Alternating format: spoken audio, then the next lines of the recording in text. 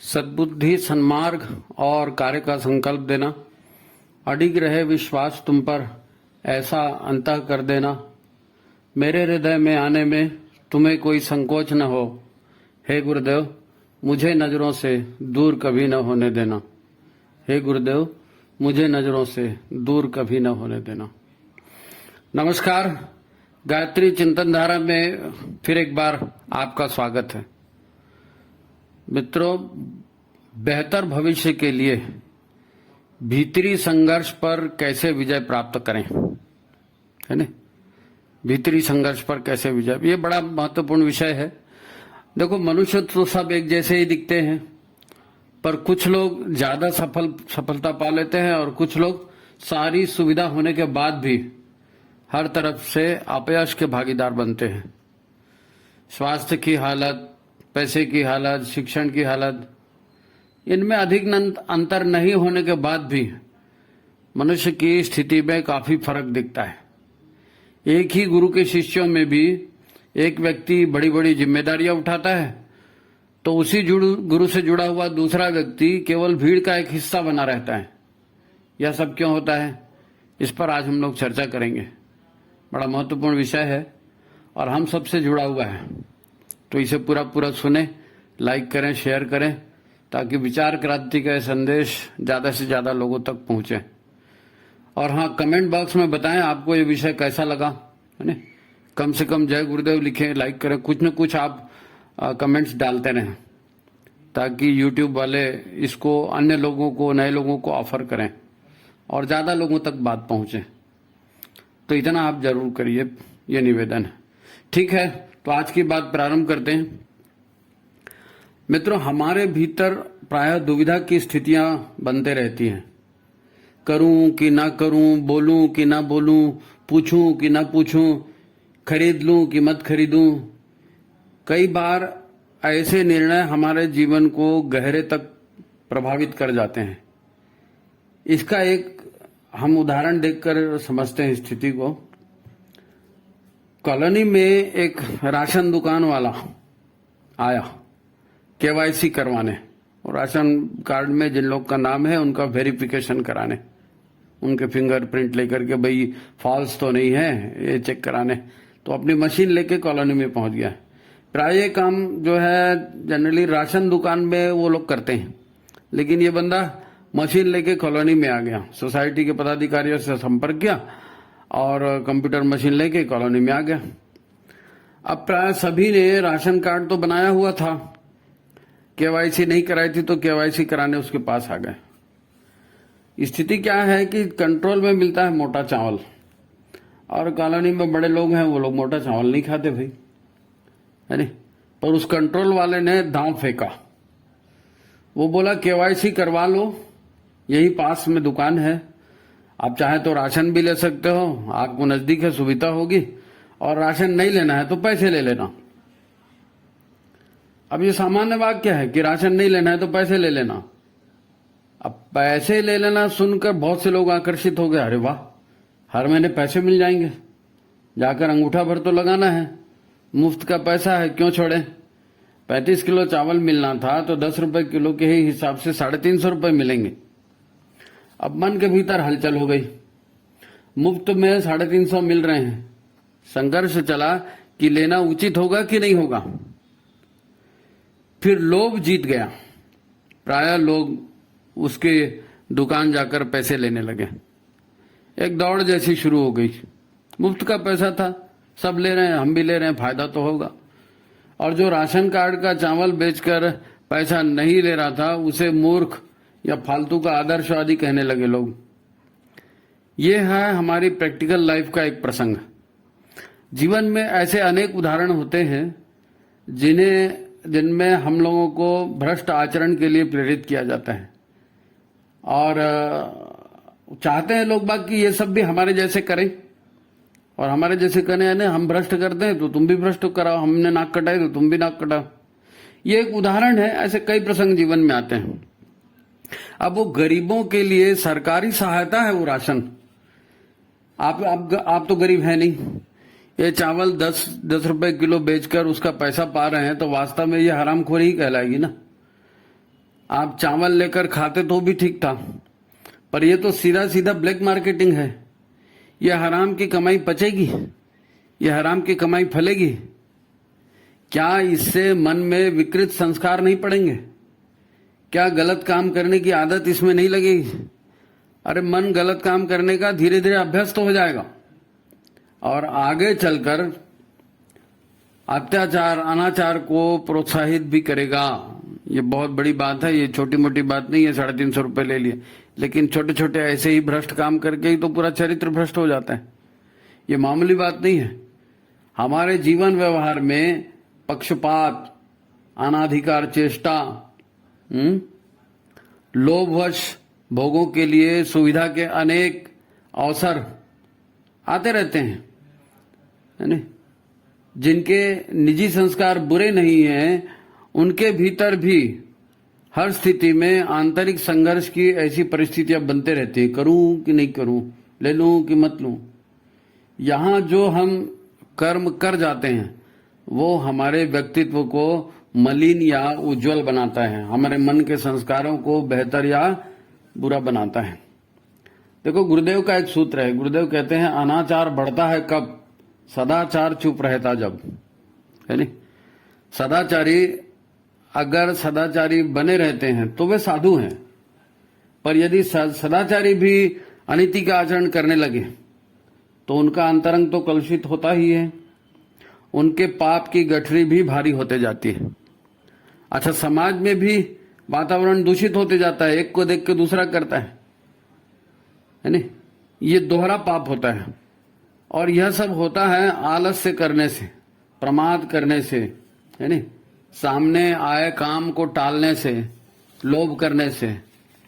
देखो, प्राय लोग दूसरे का बुरा नहीं चाहते, परंतु अपना स्वार्थ सिद्ध करने के चक्कर में इतने अंधे हो जाते हैं, शॉर्टकट के चक्कर में इतने अंधे हो जाते हैं और तथाकथित अपनों के साथ पक्षपात करने लगते हैं। ये सब होता है।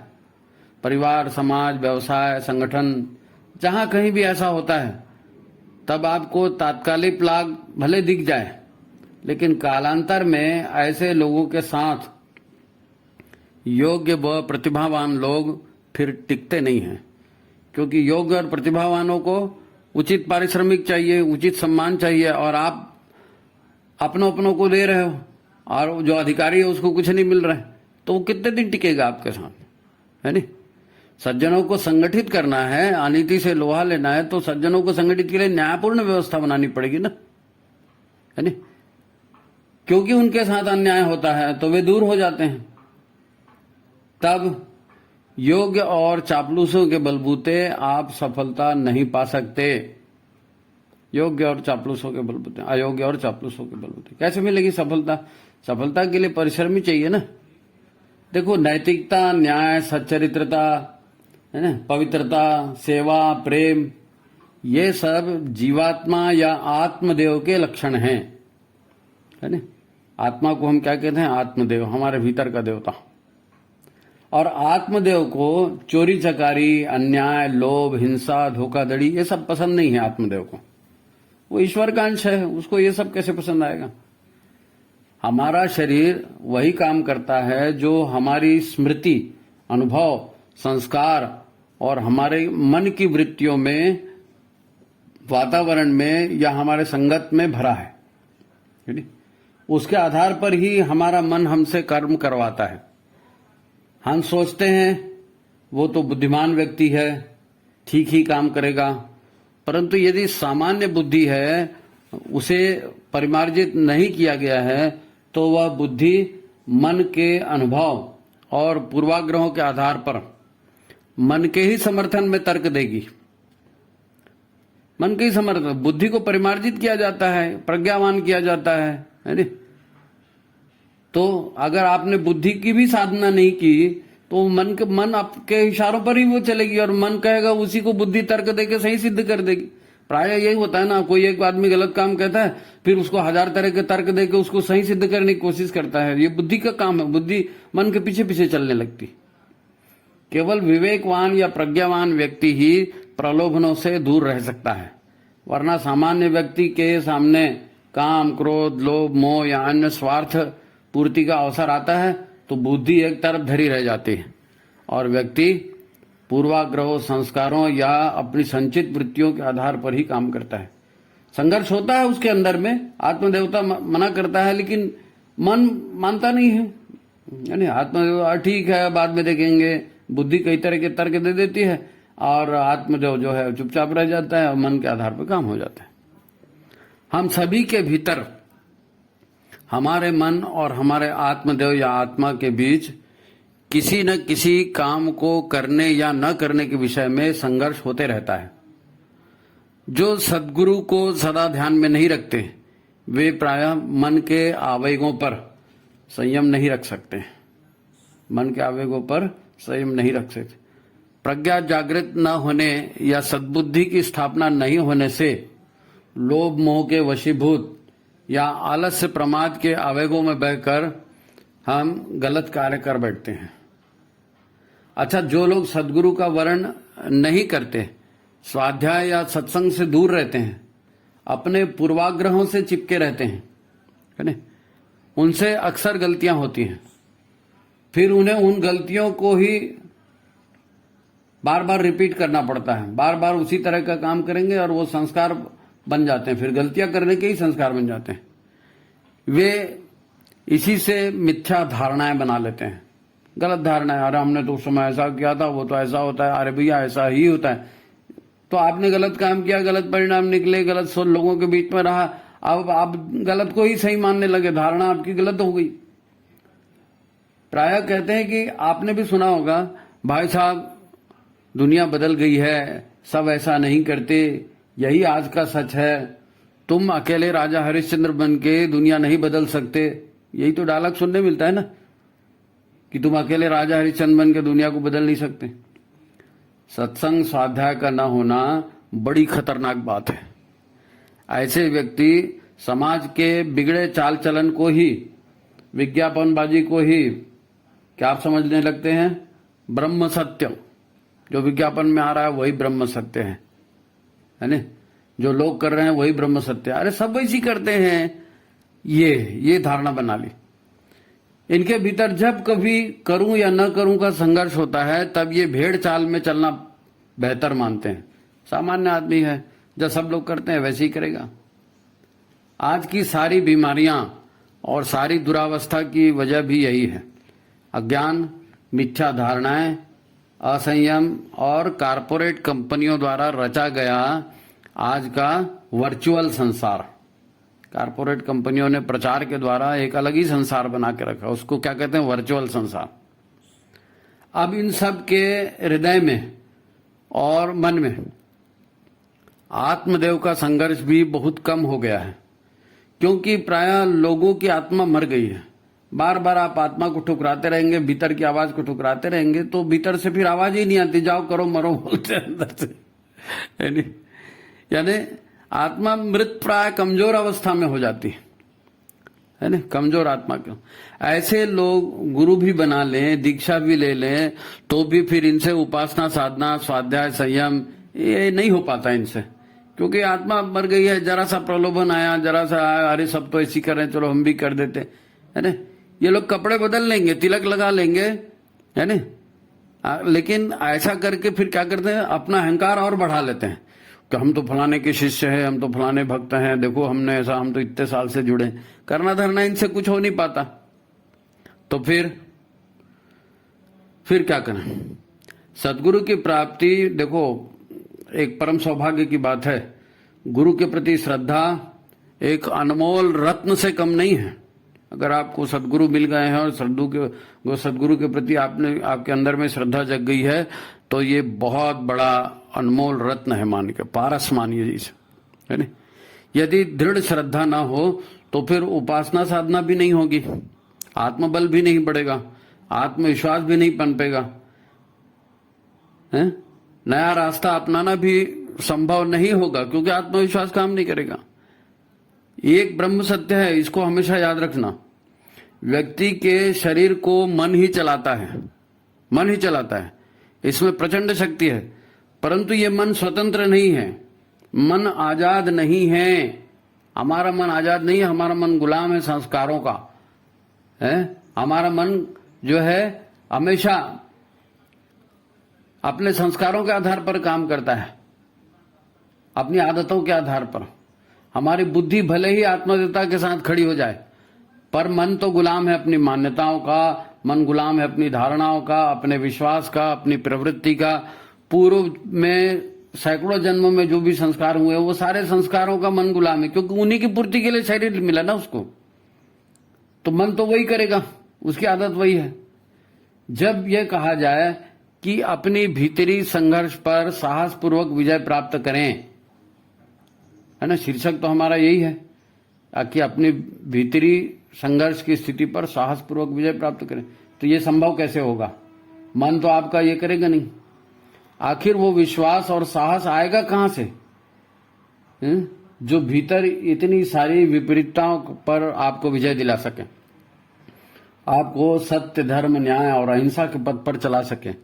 जाहिर है ये साहस आपके भीतर तो है ही नहीं, है ना। मन के माध्यम से हमारा अहंकार तो हमेशा यही कहता है कि मैं ठीक हूं, मैं सब जानता हूं। सारे लोग इसी में व्यस्त हैं, मैं जानता हूं, वो कुछ नहीं जानता, मैं ठीक हूं, तुमको नहीं मालूम है। हमारी भोग और लोभ की प्रवृत्ति भी कभी न्याय अन्याय का विचार नहीं करती, संघर्षों की परवाह नहीं करती, संबंधों की, समाज में हमारे संबंध उसकी भी परवाह, बस स्वार्थ ही दिखते रहता है ना। अंधा बाटे रेवड़ी अपने अपने को दे, जब देखो तब मैं मेरा, मैं मेरा। हमेशा ईश्वर और गुरु से ज्यादा पैसे पर विश्वास करते हैं, तभी तो हम हराम की कमाई स्वीकार कर लेते हैं। तब भीतरी संघर्ष में आत्मदेवता की विजय कैसे हो सकती है? भीतर में संघर्ष होगा ना, करूं या ना करूं, तो अच्छी बात को करने की प्रेरणा, आत्मदेवता के हिसाब से चलने की प्रेरणा, ये कैसे संभव होगा? मन की भावनाओं या वासनाओं को बलपूर्वक दबाना, ये तो और भी हानिकारक है। तो करें क्या? करें क्या?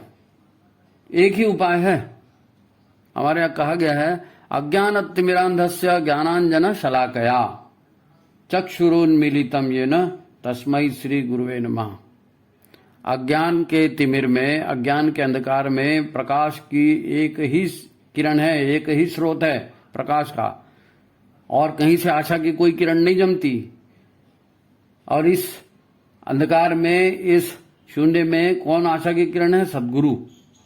जी हाँ, सदगुरु ही एक तुम ही आधार, सदगुरु वही एक प्रभावी मार्गदर्शक शक्ति है जो हर व्यक्ति का मार्गदर्शन कर सकती है। और बिना ज्ञान के, बिना गुरु के, बिना उस शक्ति के सहायता के कोई कुछ नहीं कर सकता, है नहीं। गुरु गोविंद दो खड़े काके लागो पाए, सुना है ना आपने? बलिहारी गुरु आपनो जिन गोविंद दियो बताया। गुरु ही बताता है सही क्या है, गलत क्या है ना। किसी भी तरह क्यों ना हो, गुरु के चरित्र के संपर्क में आपको आना चाहिए। किसी भी तरह क्यों ना हो, गुरु के चरित्र के संपर्क में आप आए। सदगुरु की उपासना हो सके, उनकी सत्संग में अधिक से अधिक रहा जाए, है नहीं। उनकी उपस्थिति को हमेशा अपने चारों ओर अनुभव किया जाए। हमारे मंत्र भी है ना, अखंड मंडलाकारम व्याप्तम येन चराचरम। अगर आपने गुरु बनाया है, आप देखिए कि गुरु की निगाह सतत आपके ऊपर है, चर अचर सब जगह वो व्याप्त है।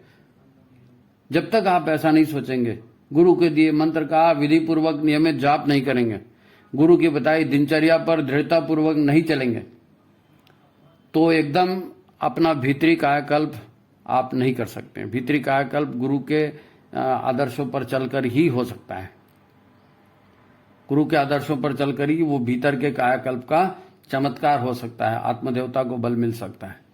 संसार के हजार प्रलोभन भी आपको संकल्प से नहीं डिगा सकेंगे। जब ये निश्चित हो जाएगा कि गुरु के मार्ग पर ही चलना है, तब आंतरिक संघर्ष की स्थिति ही नहीं बनेगी। क्योंकि करूं या नहीं करूं, गुरुदेव ने कहा ऐसा करना है तो करना, बात खत्म हुई ना। आंतरिक संघर्ष बना ही नहीं। जब आपके गुरु के प्रति श्रद्धा हो गई, आपने गुरु बना लिया, गुरु के आधार पर आपने चलना तय कर लिया, आंतरिक संघर्ष तो उसी मुद्दे में खत्म हो गया, है नहीं।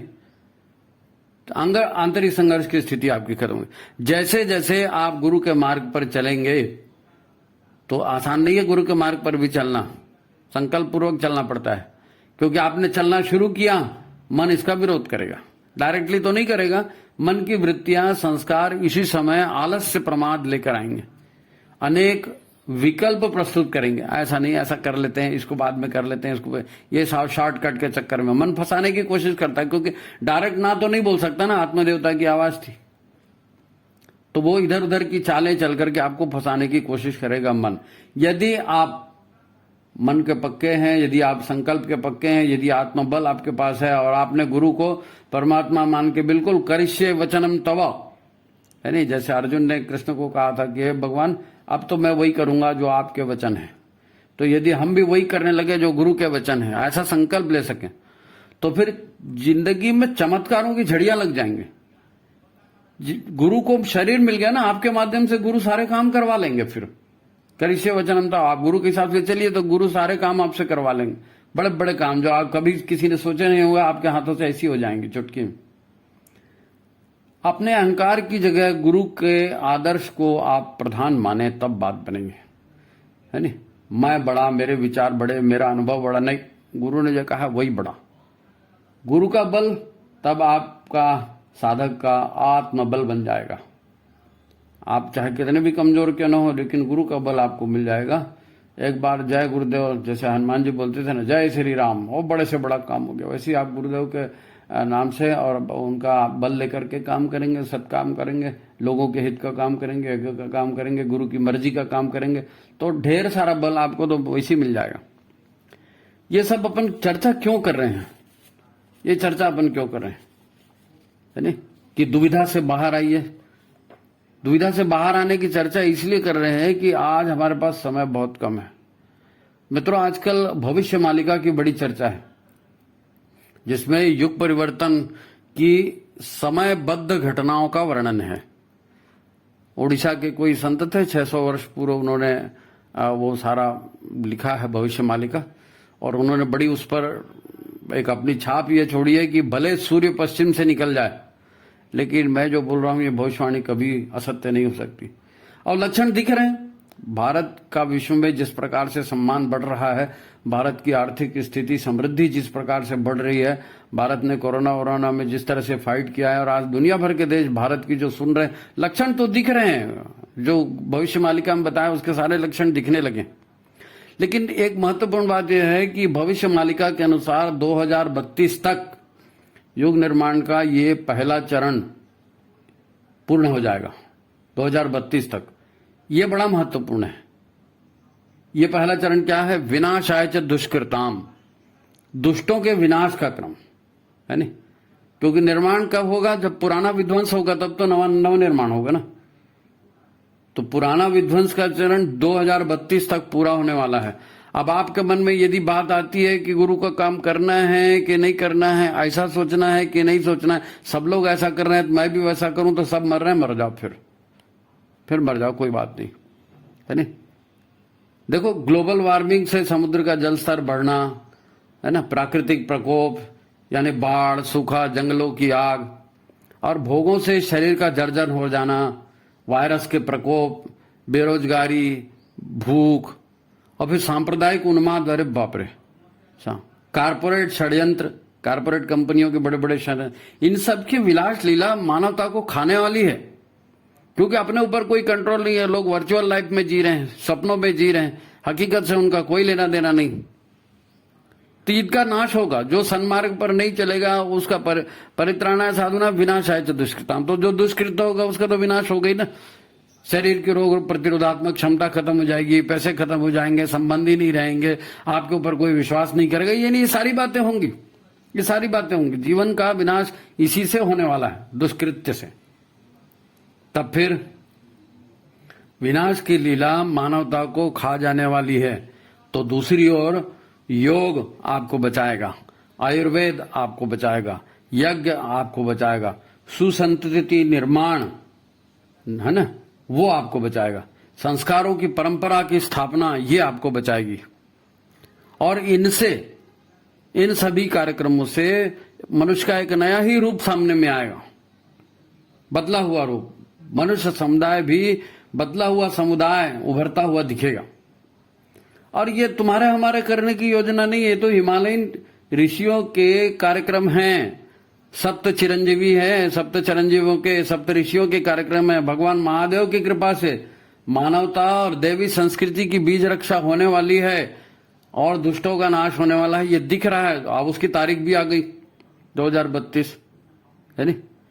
सारे महाविनाश के बाद अगले 1000 वर्षों तक यही देव संस्कृति या सनातन संस्कृति सारे विश्व में स्थापित हो जाएगी। पूरे विश्व का नक्शा बदलने वाला है। प्रश्न यह है कि समय कम है और हम क्या कर रहे हैं? समय कम है और हम क्या कर रहे हैं और हमारा क्या होने वाला है?